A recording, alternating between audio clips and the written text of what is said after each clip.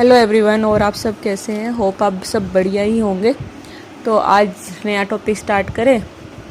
तो स्टार्ट करते हैं आज का न्यू टॉपिक। एसिड बेसिस और साल्ट का पार्ट 4 है, important of pH in everyday life.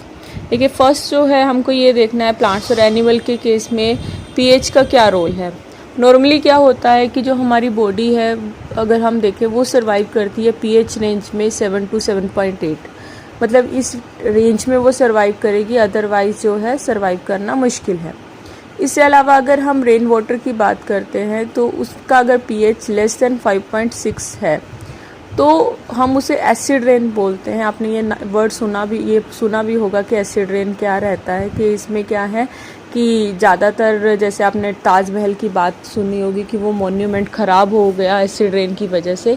और अगर ही एसिड रेन जो वाटर है अगर रिवर में, लेक्स में चला जाता है तो जो एक्वेटिक्स प्लांट्स एनिमल्स हैं वहाँ पर प्रेजेंट होते हैं तो उनका सर्वाइवल जो है वो बहुत डिफ़िकल्ट हो जाता है, तो उनकी लाइफ को वो इफ़ेक्ट करता है। तो हमें क्या करना चाहिए, मतलब वो एसिड वहाँ पर हो गया तो हमने उसको क्या है न्यूट्रलाइज़ करना है। न्यूट्रलाइज़ करने के लिए हम उसमें क्या ऐड कर सकते हैं, बेस ऐड कर सकते हैं। वो बेस क्या कौन सा होता है, वो होता है कैल्शियम कार्बोनेट। अगर हम उसमें ऐड करेंगे तो एसिड का इफेक्ट न्यूट्रलाइज हो जाएगा। सेकंड जो टॉपिक आता है इसके अंडर वो है what is pH of soil. तो देखिए, इसमें क्या रहता है कि अगर हम सोइल की बात करें, मतलब जो मिट्टी होती है, तो उसके लिए अगर हम जनरली क्या है कि कुछ अमाउंट सोइल का लें और उसको 100 ml सपोज कीजिए हमने एक बीकर में ले लिया और कुछ अमाउंट हमने वाटर का उसमें ऐड कर दिया और डिज़ोल्व कर लिया, तो वो क्लियर सोल्यूशन आपको पता है कि वो नहीं मिलेगा, थोड़ा सा मड्डी सोल्यूशन मिलेगा, ट्रांसपेरेंट नहीं होगा। फिर हम उसे क्या करते हैं, फिल्टर करते हैं, और फिल्टर करने के बाद जो फिल्ट्रेट हमें मिला तो हमें उससे क्या करना है, टेस्ट करना है बाय यूजिंग यूनिवर्सल इंडिकेटर, जो मैंने पीछे बता चुकी हूँ आपको, जो मिक्सचर होता है सेवरल इंडिकेटर का। और या हम लिटमस पेपर ले सकते हैं या एसिड बेस इंडिकेटर, कोई भी इसमें से ले सकते हैं। तो सपोज़ कीजिए अगर हमने उसको टेस्ट करना है और लिटमस पेपर अगर हम ब्लू लें और हमने क्या है उसमें डिप किया, उस फिल्ट्रेट में एक टेस्ट ट्यूब में लेकर हमने उसको जो हमें सोइल का फिल्ट्रेट मिला और उसका कलर जो है ब्लू लिटमस रेड हो गया, तो उसका मतलब वो क्या है, वो एसिडिक है सोइल जो है। तो इसका मीनिंग क्या है यहाँ पर कि ये जो है इस समय सोइल जो है एसिडिक है, ठीक है।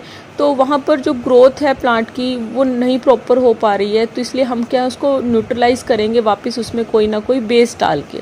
तो हम बेस क्या डालते हैं, जैसे क्विक लाइम है, स्लैक लाइम है, चौक का पाउडर है, वो हम डाल देते हैं। या इससे अलावा अगर सोइल जो है बेसिक है तो वो भी हम वापस इंडिकेटर से ही चेक करेंगे फिल्ट्रेट को। तो दोनों को केसेस में मैंने कहा एसिडिक है तो हम बेस डालेंगे, और अगर बेसिक आया बेस तो हम क्या चीज़ ऐड कर सकते हैं, हम मैन्योर है, और इससे अलावा जो कंपोस्ट होता है, कंपोस्ट का मतलब क्या होता है कि जो हमको ऑर्गेनिक मैटर मिलता है प्लांट्स और एनिमल की डिकम्पोजिशन, मतलब जो डेड प्लांट्स और एनिमल्स होते हैं जब वो पूरी तरह ब्रेक डाउन हो जाते हैं, मर जाते हैं, और उसके बाद वो सिंपलर पार्ट्स में डिवाइड हो गए, तो उसके बाद जो चीज़ बनी है उसको हम कंपोस्ट बोलते हैं। तो वो हम ऐड कर देंगे उस मिट्टी के अंदर, जिससे क्या है जो बेसिक इफेक्ट है वो न्यूट्रलाइज हो जाएगा। तो ये तो बात हुई पीएच सोइल की। तो अब इससे अलावा देखिए नेक्स्ट जो है वो हमारे पास आता है, अगर हम बात करते हैं टूथ डिके की। तो टूथ डिके में क्या रहता है, देखिए हमारे माउथ में जो है काफ़ी बैक्टीरिया रहते हैं, कुछ हार्मफुल भी होते हैं और कुछ बेनिफिशियल भी होते हैं। अब नॉर्मली क्या होता है कि टूथ डिके कब होता है, मतलब जो दांत का टूटना है वो कब होता है, या कैविटी जो बन जाती है, जब पीएच जो होता है हमारे माउथ के अंदर अगर वो 5.5 से कम है, मतलब एसिड ज़्यादा प्रोड्यूस अगर हो। देखिए नॉर्मली जो टूथ का एनिमल होता है, जो आपने सुना भी होगा ये नेम, ये मेडअप होता है कैल्शियम फास्फेट से। तो और ये जो होता है वाटर में डिज़ोल्व नहीं होता। तो सपोज कीजिए कि अगर हमारे जो माउथ में पीएच जो था वो लोअर देन 5.5 था, और वो कब होता है कि जब मैंने कहा कि एसिड प्रोड्यूस हो। देखिए नॉर्मली क्या होता है कि जब आपने खाना खाया तो जो बैक्टीरिया है वो क्या करते हैं, जो शुगर है उसको यूज़ कर लेते हैं, जो आपको ने खाना खाया उसमें से जो मिली, और उसकी वजह से एसिड बनता है। तो वो जो एसिड जो बना, अगर उसका अमाउंट ज़्यादा एसिड बनने की वजह से क्या है, तो आपके जो टूथ है उस पर इफ़ेक्ट पड़ता है। तो इसके लिए हमें क्या करना चाहिए, then what we have to be do. तो आपको पता है नॉर्मली ये सुजेस्ट किया जाता है कि खाना खाने के बाद जो है आप टूथपेस्ट कीजिए। तो टूथपेस्ट आपको किस लिए किया जाता है, क्योंकि वो बेसिक है नेचर वाइज। तो वापस से मैं ये कहूँगी कि जब एसिड बना तो उसको न्यूट्रलाइज करना है हमको, और उसके लिए हमें बेस अप्लाई करना है। तो टूथपेस्ट यूज़ किया जाता है टूथ डिके को प्रिवेंट करने के लिए, कि जिससे क्या है वो रुक जाए। लेकिन नेक्स्ट जो टॉपिक है हमारे पास वो ये है कि पीएच इन अवर डाइजेस्टिव सिस्टम, मतलब जो हम खाना खाते हैं फिर वो डाइजेस्ट होता है तो उसमें पीएच का क्या रोल होता है। लेकिन नॉर्मली क्या होता है कि जब भी हम खाना खाते हैं तो जो हमारा स्टमक होता है वो HCl मतलब हाइड्रोक्लोरिक एसिड प्रोड्यूस करता है। नॉर्मली वो स्मॉल अमाउंट में प्रोड्यूस करता है, और वो उसका रोल क्या है, वो डाइजेशन में हेल्प करती है। मतलब जैसे आपने इनटेक किया तो आपके ओसोफेगस से होता हुआ वो स्टमक में गया, तो वहाँ पर जो है डाइजेशन का प्रोसेस स्टार्ट हो जाता है। तो मैंने क्या कहा कि HCl का वर्क है डाइजेशन में हेल्प करना, बट अगर स्टमक ने HCl मैक्सिमम अमाउंट में प्रोड्यूस कर दी तो तब क्या हो जाता है, हम उसको बोलते हैं इंडाइजेशन। तो आपको तब क्या है, पेन या इरिटेशन आपके स्टमक में लगता है, तो उसके लिए आप क्या यूज़ करते हो, आपको सभी को मालूम है कि आप एंटासिड यूज़ करते हो। और अगर मैं कोई एग्जांपल बोलूँ एंटासिड का, तो वो क्या होगा, मैग्नीशियम हाइड्रोक्साइड, या जिसे हम मिल्क ऑफ मैग्नीशिया भी बोलते हैं। ये नेम जरूर आपको पता होना चाहिए, कई बार पूछा जाता है मैग्नीशियम हाइड्रोक्साइड क्या है, मिल्क ऑफ मैग्नीशिया है। तो ये क्या हुआ कि आपके अगर एसिड प्रोड्यूस थी, वापस से वही चीज़ हुई कि हमने बेस ले लिया, एंटासिड ले लिया, जिससे क्या है न्यूट्रलाइजेशन हो गई। तो ये तो था पीएच के बारे में। लास्ट जो इसमें है वो लास्ट टॉपिक जो इसके अंडर है वो है self defence by plants and animals. देखिए इसका मतलब क्या है कि देखिए जैसे कि हमने कहा कि हमारी बॉडी सर्वाइव करे एक पीएच रेंज में, और सोइल का हमने पीएच देखा, डाइजेशन के प्रोसेस में देखा, टूथ माउथ के अंदर क्या है पीएच की रेंज। अब ऐसे ही क्या होता है कि कुछ प्लांट्स और एनिमल्स होते हैं वो भी क्या करते हैं कि अपना सेल्फ डिफेंस करते हैं। कैसे करते हैं कि जैसे आपने मधुमक्खी का सुना होगा, बी का रहती है, तो वो क्या होता है कि उसके जो स्टिंग है, मतलब जो जैसे ही आपने देखा होगा कि अगर आपने बाय चांस वो आपको काट गई तो आपको क्या बहुत ज़्यादा पेन होता है। तो उस समय क्या किया जाता है कि कई घरों में देखा होगा कई लोग कुछ ना कुछ अप्लाई करते हैं, बट ज़्यादातर क्या है कि उसके स्टिंग में एक एसिड होती है, जो एसिड जैसे ही आपकी बॉडी में गई उससे आपको क्या है इरिटेशन और पेन होना शुरू हो जाता है। तो वहाँ पर हमको क्या अप्लाई करना चाहिए, बेकिंग सोडा जो है वो घरों में आराम से मिल जाता है सबके घरों में, तो हमें वो अप्लाई करना चाहिए, जिससे क्या है रिलीफ हो जाता है। या देखिए एक एग्जाम्पल अगर मैं और लूँ तो वो क्या रहता है, स्टिंकिंग अगर हेयर होते हैं नेटल लीफ के, तो उसमें भी क्या होता है कि अगर आप जंगल से गुजर रहे हैं और बाय चांस आपको वो नेटल लीफ से आपका हाथ छू गया या पाँव छू गया, तो उससे क्या होता है कि वो आपकी बॉडी के अंदर मिथेनोइक एसिड को इंजेक्ट कर देगा, तो जिसकी वजह से वापस से क्या है कि आपको बहुत बर्निंग पेन रहता है। तो हम क्या करते हैं, और उसी के साथ में देखिए कि कुछ डॉग प्लांट हैं जो उसके बिल्कुल साथ में ही या नियर बाय ही उगते हैं, जिन्हें हम डॉग प्लांट बोलते हैं। तो वो जो प्लांट्स की लीव्स हैं, अगर हम वहाँ पर उस सरफेस पे जहाँ पर भी ये नेटल लीफ या पार्ट जो लीफ जो है वो आप टच हो गई, अगर हम वहाँ पर रब करते हैं डॉग प्लांट की लीफ को, तो हमें रिलीफ मिलता है। तो ये चीज़ आपको मालूम होनी चाहिए। ये तो मैंने अभी जस्ट बोला है कि इम्पोर्टेंस जो है पीएच की वो क्या रह सकते हैं। Now it's a time just for a break. आप वाटर ले सकते हैं। इट्स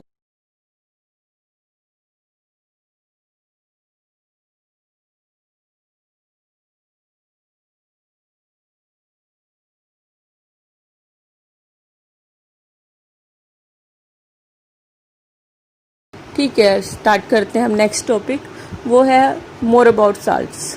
देखिए अभी हमने जो है एसिड और बेस की बात करी, अब लास्ट जो टॉपिक इस चैप्टर का है वो है साल्ट्स, और इसके अंडर हमारे पास कुछ और टॉपिक है जो आज के लिए हम करेंगे, ठीक है। और एक और वीडियो में हम इस चैप्टर को पूरे को कंप्लीट करेंगे। आज जितना हम कर सकते हैं उतना हम ट्राई करेंगे।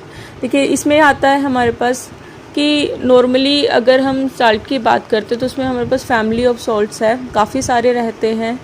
तो आपको बुक में कुछ आइडेंटिफाई करने को भी दिए हुए हैं, तो आप उसमें ले सकते हो। जैसे पोटाशियम सल्फेट है, सोडियम सल्फेट है, कैल्शियम सल्फेट है, मैग्नीशियम सल्फेट है, कॉपर सल्फेट है। उसमें आपको बोला गया है कि उसका नेम लिखिए, फार्मूला लिखिए, तो आप उसको भी प्रैक्टिस कर सकते हैं। यहाँ भी मैंने आपको दे दूंगी लास्ट में, या इसको बीच में मैं दे दूंगी आपको कि इसके फॉर्मूला क्या है। नहीं तो अगर आप चैप्टर करेंगे तो आपको ऑटोमेटिकली खुद समझ में आ जाएगा कि क्या क्या नेम है और क्या क्या फॉर्मूलेस हैं।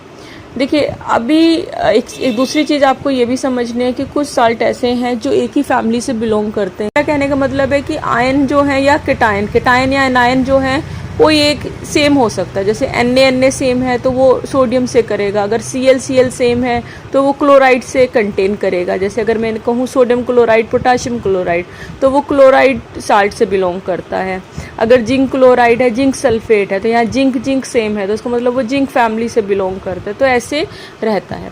देखिए नेक्स्ट जो टॉपिक है वो हमारे पास है pH ऑफ सॉल्ट्स, जिसमें हमारे पास बेसिकली हम 3 लेते हैं, न्यूट्रल है, एसिडिक है और बेसिक है। और अब हमने ये देखना है, फर्स्ट हम लेते हैं न्यूट्रल जो साल्ट है वो कैसे बनता है। देखिए हाउ इट इज़ फॉर्म्ड, ये कैसे फॉर्म्ड होता है जब हम रिएक्शन करते हैं स्ट्रॉन्ग एसिड की स्ट्रॉन्ग बेस के साथ। स्ट्रॉन्ग एसिड मैंने ये कहा था कि जो कम्प्लीटली आयनाइज हो जाता है, और स्ट्रॉन्ग बेस भी सेम यही है। जैसे HCl है स्ट्रॉन्ग एसिड में, और स्ट्रॉन्ग बेस में अगर हम लें तो NaH आएगा, सोडियम हाइड्रोक्साइड। इसका एग्जाम्पल आपको दे रखा है, सोडियम क्लोराइड है NaCl, सोडियम सल्फेट है Na2SO4, पोटाशियम क्लोराइड है KCl। इसकी रिएक्शन आपको नीचे दी हुई है। अगर आप रिएक्शन भी लर्न कर सकते हो then it will be much better, otherwise at least example जरूर लर्न कीजिए कि सोडियम, मतलब आपको ये बता रखा है कि सोडियम क्लोराइड कैसे बना, सोडियम सल्फेट कैसे बना और पोटाशियम क्लोराइड कैसे बना। नेक्स्ट जो आता है वो आता है एसिडिक। एसिडिक कैसे बनता है कि अगर हम कोई स्ट्रॉन्ग एसिड और वीक बेस लें, और इस केसेस में एक चीज़ ध्यान में रखनी है, जैसे न्यूट्रल में pH 7 के इक्वल है तो यहाँ पर क्या होगा, pH जो होगा लेस देन 7 रहेगा। जैसे एग्जांपल है अमोनियम सल्फेट है और अमोनियम क्लोराइड है। तो इसमें भी आपको क्या है, एग्जांपल दे रखे हैं, रिएक्शन दे रखी है कि कैसे ये बनेगा। मतलब अगर हमने अमोनियम सल्फेट लिया तो हम कौन सा स्ट्रॉन्ग एसिड या कौन सा वीक बेस लेंगे, ऐसी सेम आपको अमोनियम क्लोराइड का दिया हुआ है। थर्ड देखिए हमारे पास आता है बेसिक। बेसिक क्या होता है, वो कब बनता है कि अगर हम रिएक्शन किसकी लें, वीक एसिड की स्ट्रॉन्ग बेस के साथ, अगर हम दोनों को रिएक्ट करवाते हैं तो जो बनता है साल्ट उसे हम बेसिक बोलते हैं नेचर वाइज।